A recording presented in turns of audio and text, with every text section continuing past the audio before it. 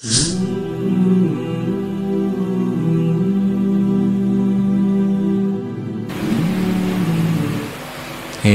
agama ini sudah dikaji 1000 tahun lebih oleh para ulama, sudah ditulis, sudah jadi, tinggal mengamalkan dan mendakwahkan. Dan ini ya, fatwa-fatwa ngawur seperti ini itu sangat menguntungkan orang-orang ahli batil, orang-orang kafir. Oh, ternyata orang Islam itu aturannya itu, yang dulu-dulu tuh malah nggak paham, yang paham baru sekarang orang Solo itu. Jadi orang-orang dulu, orang Islam dulu tuh bodoh semua berarti. Ya, itu agama apa kayak begitu itu?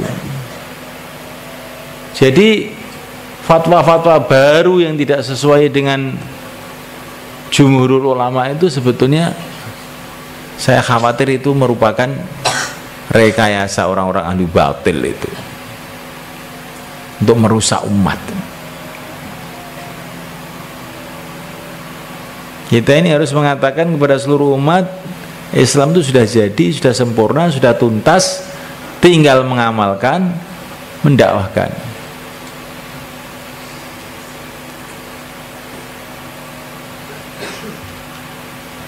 Paham tuh ikhwan? Ini orang-orang yang suka sok pinter ini harus di jeli watu itu, merusak betul ini.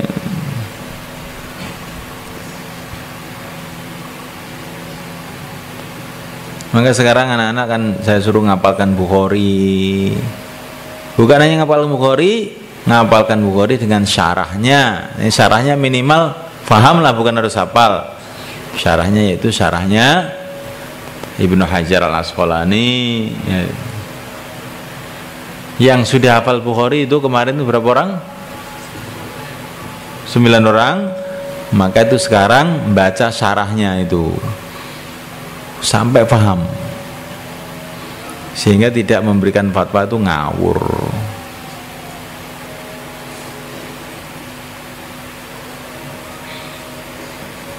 Ini kesempatan, ini walaupun ini menyedihkan hati saya, tapi ini kesempatan buat kamu semua. Di saat orang-orang nggak mau belajar agama cuman eklek nggak pernah tuntas. Ini kesempatan kita ini semua belajar agama sampai tuntas. Ini nggak ada tuntasnya sebetulnya, tuntasnya kalau mati, tapi sampai standar yang bisa menjelaskan agama itu dengan baik gitu loh. Standar pertamanya 10 tahun.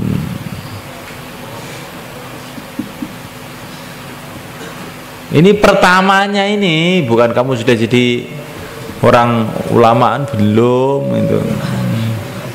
Standar pertamanya. Karena Imam Syafi'i itu belajar di Madinah itu 10 tahun. Di Madinah tok, belum di Baghdadnya, belum di tempat-tempat yang lain. Gil, siap? Ngaji yang dipikirkan ijazah sanawiyah, ijazah aliyah. Kok kecil sekali itu pikiran kamu itu. Kalau cuman itu sudah karungan ya. Sekarang dipikirkan kelas 10 hafal Bukhari, hafal Minhaj. Dengarkan saja semua itu, santri-santri semua dengarkan itu.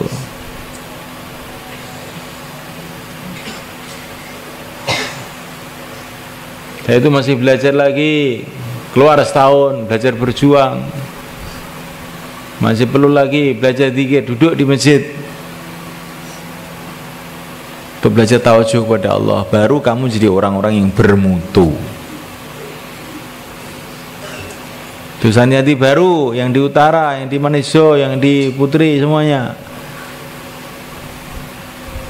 Kamu jangan cengeng, ya. Mungkin tempatnya itu berdesa-desa biasa ya. Belum apa-apa. Dulu para sahabat sambil ngaji sambil dipentungi ya.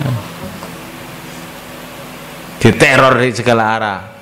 Begitu suasana mereka belajar.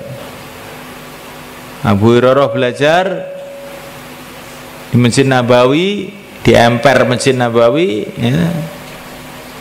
Nggak ada kamarnya, nggak ada AC-nya, nggak ada kipasnya, bahkan nggak ada perkhidmatan. Kadang-kadang beberapa hari tidak makan, saya berdiri jatuh.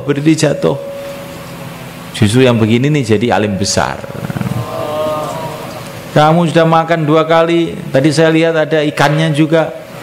Nah, kau masih usul suruh meningkatkan mutu makanan. Nah, kenapa tidak kamu tingkatkan mutu kesabaran kamu dan ketabahan kamu? Ya.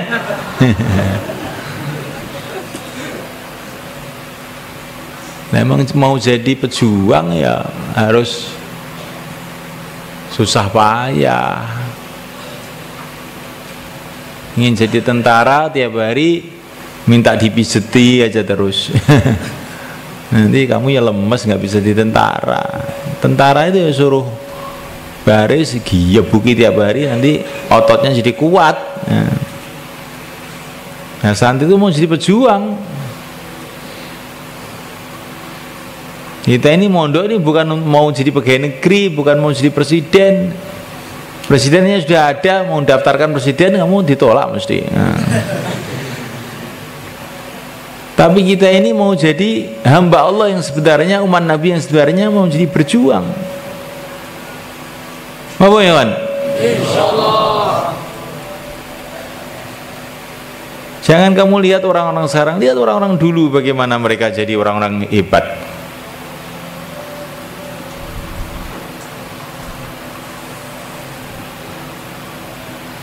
Nah, mereka itu siap mujahadah, siap bersusah payah, ya.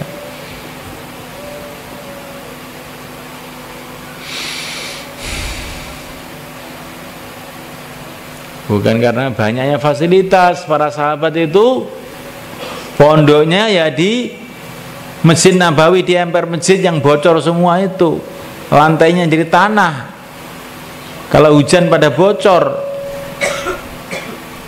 Di situ itulah dibentuk pimpinan yang paling baik di seluruh dunia. Sayyidina Abu Bakar Siddiq, Sayyidina Umar bin Khattab, Sayyidina Utsman bin Affan, Sayyidina Ali bin Abi Thalib. Di situlah dibentuk ahli fikih yang terbaik. A'rafukum bil halal wal haram Mu'adz bin Jabal. Orang yang paling tahu di antara kamu mengenai halal haram adalah Mu'adz. Di mana dibentuk di emper masjid yang lantainya tanah itu. Di Temboro sudah terlalu baik, ya, dibandingkan di zaman itu, ya.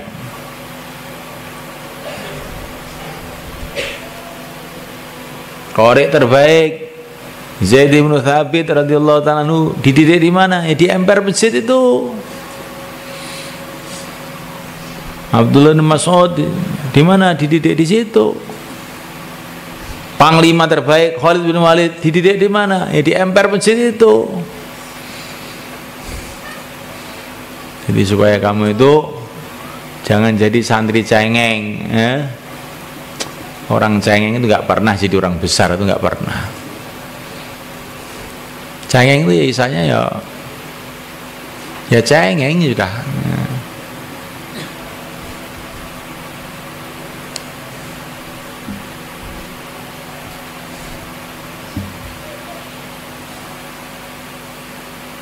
Tidak ada kemuliaan kecuali harus melalui jembatan susah payah. Nah, kamu ingat-ingat itu. Basurta birrahatil kubra falam tarha tunalu illa ala jisrin minat ta'bi. Katanya Al-Mutanabbi. Engkau melihat kelonggaran kemenangan yang besar tidak akan didapatkan kecuali dengan jembatan susah payah. Basurta birrahatil kubra falam tarha tunalu illa ala jisrin minat ta'abi. Sekarang bagaimana? Siap susah payah? Insyaallah.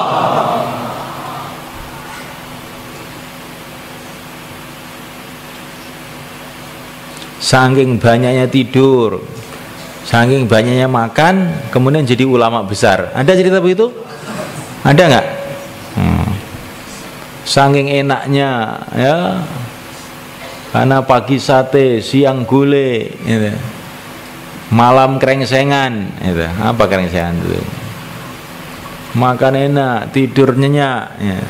Lama-lama jadi wali. Wali opo, gitu. Wali teya, ya.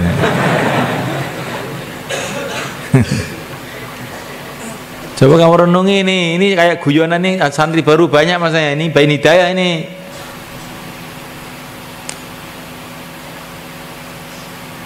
Saya ingin contoh satu aja, apa nabi, apa ulama, apa pejuang yang mereka mendapatkan kesuksesan dengan cara memperbanyak makan dan tidur. Saya ingin contoh satu aja, nanti nggak kamu temukan. Semuanya itu melalui jembatan susah payah.